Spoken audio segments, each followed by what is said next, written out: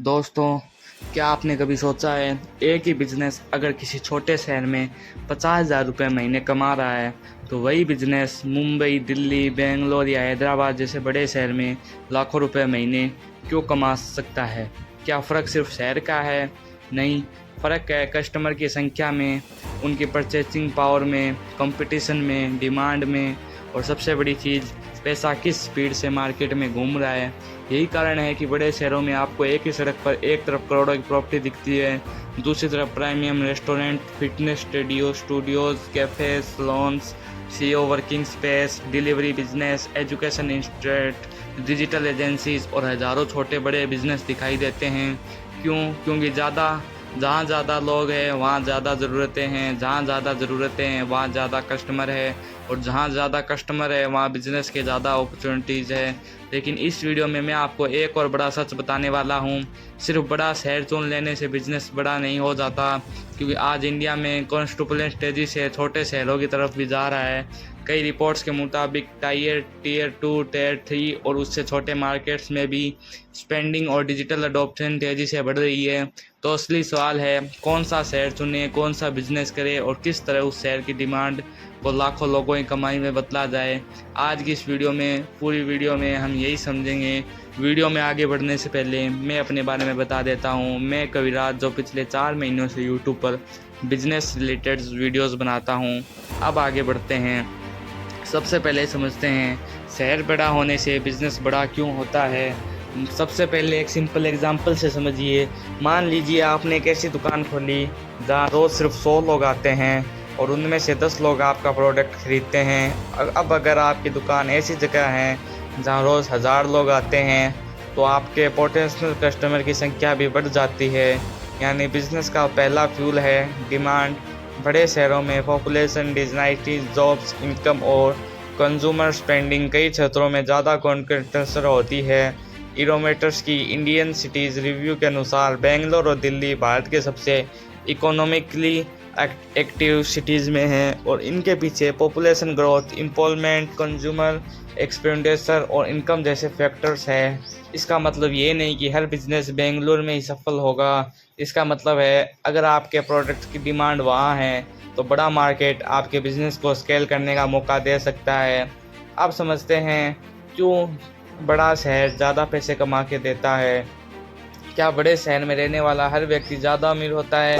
नहीं, लेकिन बड़े शहरों में आपको अलग अलग इनकम ग्रुप्स के बहुत बड़े कस्टमर सेगमेंट्स मिलते हैं। कुछ लोग 100 रुपये की चीज़ खरीदेंगे, कुछ 1000 की और कुछ 10,000 की।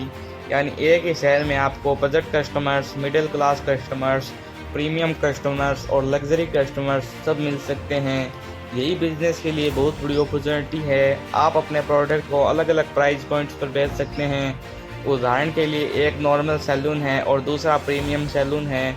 दोनों हेयर कटिंग कर रहे हैं, लेकिन एक 150 रुपये चार्ज कर सकता है, दूसरा 1000 या उससे ज़्यादा। क्यों? क्योंकि कस्टमर सिर्फ हेयर कट नहीं खरीद रहा, वह एक्सपीरियंस खरीद रहा है, लोकेशन खरीद रहा है, कॉन्वेंशन खरीद रहा है, ब्रांड खरीद रहा है और कई बार स्टेटस भी खरीद रहा है। यही है प्रीमियम स्टेशन। आप समझते हैं मुंबई का एग्जाम्पल। अब बात करते हैं मुंबई की। मुंबई को सिर्फ बॉलीवुड के लिए मत देखिए, ये एक विशाल फाइनेंशियल और कम्युनिकेशन मार्केट भी है। यहाँ बड़ी संख्या में प्रोफेशनल, बिजनेस एंटरप्रेन्योर और हाई इनकम कस्टमर्स है। इसका मतलब क्या है? अगर आप प्रीमियम सर्विस देते हैं तो आपके पास हाई पेइंग कस्टमर तक पहुँचने का मौका है, जैसे premium fitness training, luxury salon, corporate photography, digital market agency, interior design, real estate service, event management, corporate catering. यहाँ बिजनेस का खेल सिर्फ मैं क्या बेचूँ नहीं है, यहाँ सवाल होना चाहिए मैं किस कस्टमर को कौन सी एक्सपेंसिव प्रॉब्लम सॉल्व कर सकता हूँ। आप समझते हैं दिल्ली एनसीआर पर। दिल्ली और आसपास का मार्केट बहुत बड़ा और डिविजिव है। यहाँ स्टूडेंट्स है, गवर्नमेंट एम्प्लॉयज़ है, कॉर्पोरेट प्रोफेशनल्स है, ट्रेडर्स है, स्टार्टअप्स है, फैमिलीज़ है, हाई इनकम कस्टमर्स है और हज़ारों बिजनेस है। यानी अगर आप B2B बिजनेस करते हैं तो आपके पास पोटेंशियल कस्टमर की संख्या बहुत बड़ी हो सकती है। मान लीजिए आप बिजनेस के लिए सोशल मीडिया मैनेजमेंट करते हैं। आपको सिर्फ इंडिविजुअल कस्टमर नहीं खोजने, आप रेस्टोरेंट को टारगेट कर सकते हैं, जिम्स को टारगेट कर सकते हैं, क्लिनिक्स को टारगेट कर सकते हैं, रियल एस्टेट बिजनेस को टारगेट कर सकते हैं, कोचिंग इंस्टीट्यूट को टारगेट कर सकते हैं, लोकल ब्रांड्स को टारगेट कर सकते हैं। अब आपका मार्केट एक दुकान तक सीमित नहीं है, आपके सामने हज़ारों पोटेंशियल क्लाइंट्स हो सकते हैं। आप समझते हैं जहाँ स्किल भी बिजनेस बन सकती है। भारत का बड़ा टेक्नोलॉजी और स्टार्टअप हब, यहाँ एक खास एडवांटेज है, high concentration of skill professionals and business.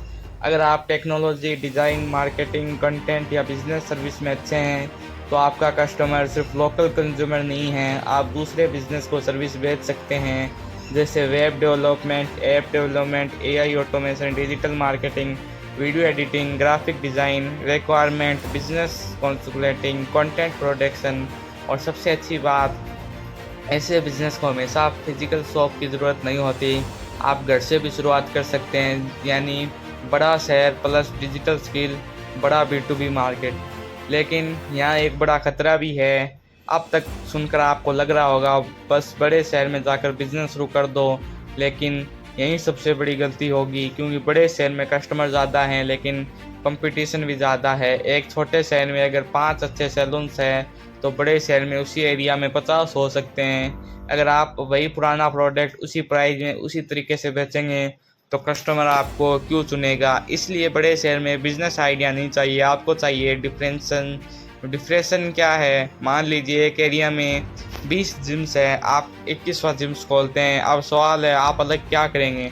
अगर आपका जवाब है मेरे पास मशीन अच्छी है तो शायद काफ़ी नहीं, लेकिन अगर आप कहते हैं हम सिर्फ वर्किंग प्रोफेशनल्स के लिए 45 मिनट फिटनेस प्रोग्राम्स देते हैं, अब आप सेफेरेंस कस्टमर को टारगेट कर रहे हैं, या हम महिलाओं के लिए प्राइवेट पर्सनल ट्रेनिंग देते हैं, अब आपका पोजीशन अलग है। हम बिगिनर्स के लिए 90 डेज ट्रांसफॉर्मेशन प्रोग्राम देते हैं, अब आपके पास स्पेसिफिक ऑफर है। यानी बड़े शहर में सक्सेसफुल बिजनेस का एक फॉर्मूला हो सकता है, वो है spacing customer plus spacing problem plus spacing solution. अब समझते हैं बड़ा शहर और छोटा शहर में फ़र्क क्या है।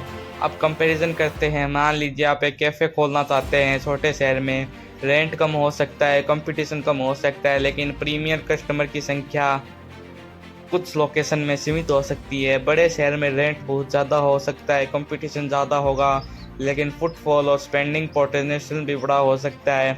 इसलिए सिर्फ पॉपुलेशन देखकर डिसीजन मत लेना, आपको देखना है रेंट कितना है, फुटफॉल कितना है, कस्टमर कितना खर्च करता है, कंपटीशन कितना है, रिपीट कस्टमर कितने मिल सकते हैं, प्रॉफिट मार्जिन कितना है, और सबसे ज़रूरी क्या कस्टमर आपकी प्राइस अफोर्ड कर सकता है।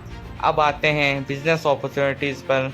अब बात करते हैं उन बिज़नेस की जो बड़े शहरों में ख़ास तौर पर अपॉर्चुनिटीज़ दे सकते हैं। सबसे पहले आता है वो है फूड बिज़नेस। फूड की डिमांड कभी ख़त्म नहीं होती, लेकिन आज सिर्फ रेस्टोरेंट खोलना काफ़ी नहीं है। आप नीच चुन सकते हो, जैसे healthy food, portion meals, office lunch, cloud kitchens, late night food, regional cuisines, premium visits, meal subscription. अगर आपके पास हज़ारों ऑफिस एम्प्लॉयज़ है तो आप डेली लंच सब्सक्रिप्शन मोड बना सकते हो। मान लीजिए 100 कस्टमर है, हर कस्टमर 150 का डेली मील लेता है, तो आप 15,000 डेली सेल्स कर सकते हो। लेकिन ध्यान रहे यह सिर्फ एग्जांपल है, प्रॉफिट नहीं है। फूड बिजनेस में ingredients, staff, rent, delivery, packaging और वेस्टेज सबका खर्च होता है, यानी सेल्स और प्रॉफिट अलग अलग है। आप समझते हैं दूसरे बिजनेस की बात करते हैं, वो है सैलून और ब्यूटी बिजनेस। बड़े शहरों में अपरेंस और कन्वेंशन पर स्पेंडिंग बहुत बड़ी कैटेगरी हो सकती है, लेकिन फिर वही बात होती है, सिर्फ सैलून खोलने से पैसा नहीं आएगा। आप पोजीशन कर सकते हैं men's grooming, premium barber studio, women only salon, bridal service, hair treatment, skin service, home salon, membership mode. अगर कस्टमर महीने में एक बार आता है और आप उसे मेंबरशिप के ज़रिए महीने में कई बार सर्विस देते हैं तो रिक्वायर्ड रेवेन्यू बन सकता है।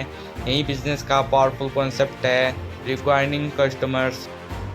अगर आप भी बिजनेस शुरू करने का सोच रहे हैं तो आज अपने शहर की एक लिस्ट बनाइए, उसमें 10 ऐसी चीज़ें लिखिए जिनके लिए आपके शहर के लोग दूसरे शहर जाते हैं, ऐसी सर्विस लिखिए जिनकी क्वालिटी आपके शहर में ख़राब है, और ऐसी चीज़ें लिखिए जिन पर लोग पैसा तो खर्च कर रहे हैं लेकिन उन्हें बेहतर ऑप्शन नहीं मिल रहा। हो सकता है आपकी अगली बिजनेस आइडिया वहीं छिपी हो। अगर आपको ऐसी प्रैक्टिकल बिजनेस वीडियोस पसंद आती है तो चैनल को सब्सक्राइब करिए, वीडियो को लाइक करिए और कमेंट में अपने शहर का नाम लिखिए। क्योंकि अगली बार शायद हम बात करेंगे आपके शहर में कौन सा बिजनेस सबसे ज़्यादा पैसा कमा सकता है। मिलते हैं अगली वीडियो में, तब तक सीखते रहिए, अपॉर्चुनिटीज़ देखते रहिए और सबसे ज़रूरी एक्शन लेते रहिए।